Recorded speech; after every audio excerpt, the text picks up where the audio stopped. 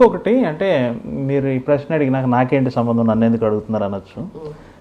శ్రీదేవి గారి గొడవ, జయప్రద గారి గొడవ గురించి అసలు చాలామంది చాలా రకాలుగా చెప్పుకుంటారు కదా, టగ్ ఆఫ్ వార్. అంటే మీరిద్దరికి సన్నిహితులు కాకపోయినా జయప్రద గారికి సన్నిహితులే కదా, అసలు ఏమిటండి ఎందుకు గొడవ వాళ్ళిద్దరికి? యాక్చువల్గా ఈ జరిగినప్పుడు నాకు ఏం తెలియదండి. కారణం ఏంటంటే జయప్రద శ్రీదేవి అప్పటికి హిందీ ఫీల్డ్కి వెళ్ళిపోయారు, తెలుగు టోటల్గా ఈ గొడవ అక్కడ గొడవ మర్చిపోయారు. వాళ్ళకి తోఫా ఆ టైంలో జరిగింది. సో అప్పుడు ఇక్కడ జరిగింది కాదు అది, తెలుగు సినిమాల్లో జరిగింది కదా అది. అది ఆ నేరం హిందీ సినిమాది, తెలుగు వారిది కాదు. సో పెద్దగా నాకేం తెలీదు, వాళ్ళు ఏదో పెడతారు ఇవన్నీ నేను అంతవరకు వెళ్ళినండి. ఎందుకు గొడవ పడ్డారు ఏది ఇంత, నేను జయప్రదని కూడా ఎప్పుడు అడిగింది లేదు. ఎందుకే ఏంటి, జయప్రద నేనైనా కూడా మా ఫ్రెండ్స్ అయినా కూడా ఎప్పుడు డీప్గా పర్సనల్ విషయాలు పెద్దగా అంతగా షేర్ చేసుకున్నాం, లేకపోతే తన్ని బలవంతం చేసి అడగడము అది బెస్ట్ అండి ఫ్రెండ్షిప్లో.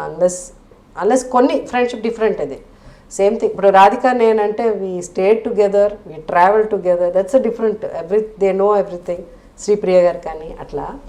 జయప్రద అంటే మేము ఎక్కువ మోర్ యాజ్ అ సినిమా ఇదిగా అట్లా ఒక డిస్టెంట్ ఫ్రెండ్షిప్ ఉంటుంది చూడండి, అది అలా మెయింటైన్ చేస్తాం. తను హిందీ ఫీల్డ్కి వెళ్ళిపోయినా తను లేదు కదా ఇక్కడ, కానీ అది అలా మెయింటైన్ అవుతూ వచ్చింది.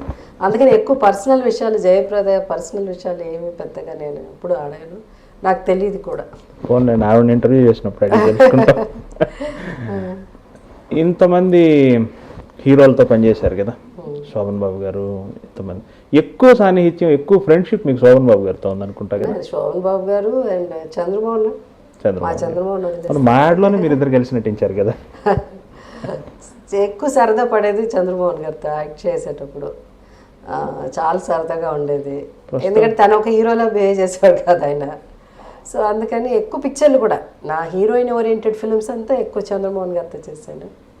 So that way I was very very comfortable. సాధక బాధకాలు పంచుకునే అంత అది ఇంతకుముందు కూడా చాలా ఇంటర్వ్యూస్లో చెప్పాను. శోభన్ బాబు గారు అందరి కథలు వింటారు ఆయన. అసలు ఎవరికి ఏ ప్రాబ్లం ఉన్నా ఆయన దగ్గర వెళ్ళి చెప్పుకోవడం అంటే వినటమేనా, ఏమైనా సలహా చెప్పి తీర్చి, అందుకనే ఆయన చెప్తాను. ఓకే, సలహాలు ఇస్తాడు కాబట్టి చెప్పడం. ఓకే, దాన్ని తీసుకుని సక్సెస్ఫుల్గా విని ఆయన చెప్పే మాటలు వింటే సక్సెస్ఫుల్ అవుతాం, వినకపోతే కష్టాలు పడతాం. ఈ ఆస్తుల కొనుగోలు వీటి అవన్నీ కూడా చెప్తారయ్యా, అడ్వైస్ అందరూ చెప్పేవారు.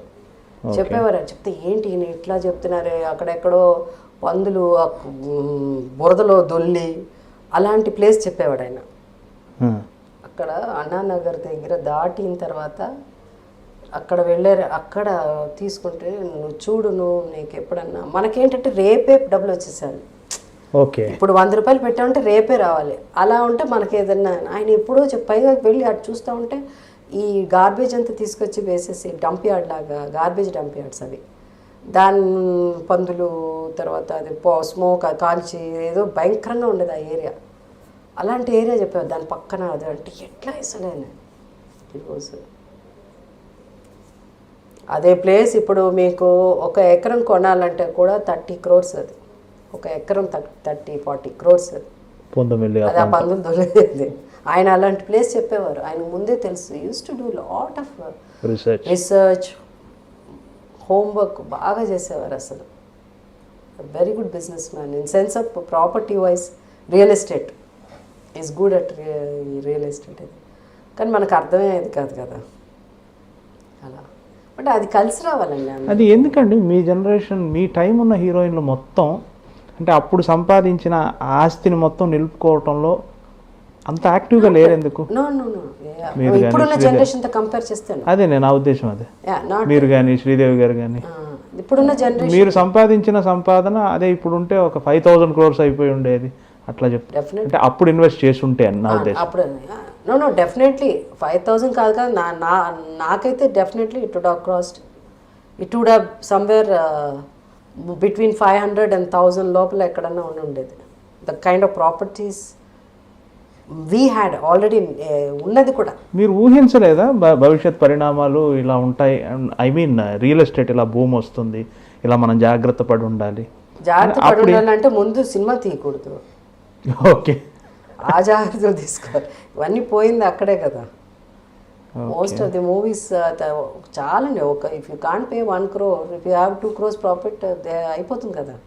ఓకే, అంటే 1 crore మనం పే చేయాలి అనుకోండి, దానికి ఇంట్రెస్ట్ వెళ్ళిపోతుంది. అది 2 crores టచ్ అయిపోతుంది. ఈ ఇల్లు ఏమో 2.5 crores. ఇంకా అమ్మేస్తే ఏమొస్తుంది? 50 లక్షలు. So you end up like that. అట్లా ఆ 50 lakhs మళ్ళీ తీసుకెళ్ళి తెలివితేటలతో ఎక్కడన్నా శోభన్ బాబు గారు చెప్పారే అలాంటి చోట్ల ఇన్వెస్ట్ చేస్తే ఆ 50 పర్వాలేదు, ఆ 50 కూడా ఖర్చు పెట్టేస్తాం ఈ లోపల అయిపోతుంది.